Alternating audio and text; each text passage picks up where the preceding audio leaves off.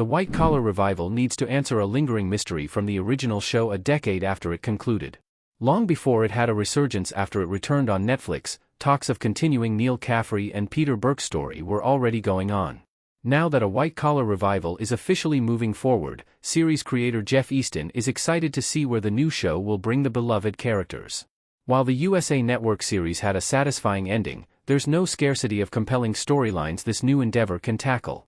However, there's one particular mystery that it needs to address. In the White Collar finale, Neil and Peter teamed up to figure out the identities of the Pink Panthers and apprehend them, begrudgingly working with another conman, Matthew Keller. Unsurprisingly, things didn't go according to plan. Keller was planning on double-crossing the duo. While Peter was able to take him down, it wasn't until after the villain fatally shot Neil in the chest. In arguably the biggest twist in the show, however, the closing moments of White Collar revealed that Neil faked his death and escaped to Paris, but specifics of his plan weren't shared. Mozi couldn't have known Neil faked his death. Neil likely executed his final con alone. It took years before Peter realized that Neil faked his death in the White Collar finale. However, while it was always clear that he was clueless about this, there were some questions about how Mozi fit into the whole situation. Willie Garson's fan-favorite character was Neil's right hand for most of the show, and as a fellow con artist, they would regularly conspire with each other. Despite that, it didn't seem like Mozi knew about Neil's plan to escape, which included faking his demise.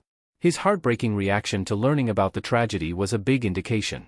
Still, since White Collar didn't show Mozi actively working with Neil to hatch the plan, queries about his potential involvement are something that the revival should definitely address.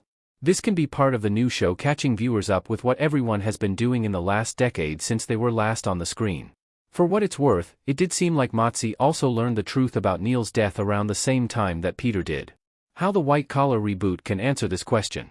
Mozi could have revealed himself if he was part of Neil's fake death plan. Unfortunately, the White Collar revival will have to be a bit more creative when addressing this matter. Sadly, Garson passed away in 2021, which means that the new show will miss Mozi's presence. Easton and the rest of the original cast promised that both the character and the actor would be honored in the project, and one way to do that is to clarify how involved he was in Neil's final con. Ideally, Mozi would be there to explain, and he could do it in his signature storytelling style. That said, Bomer can do an expository monologue explaining how he really executed his plan, including who knew about it. This can even be tied to White Collar dealing with the fate of Mozi, which could be the central case for Neil and Peter's reunion.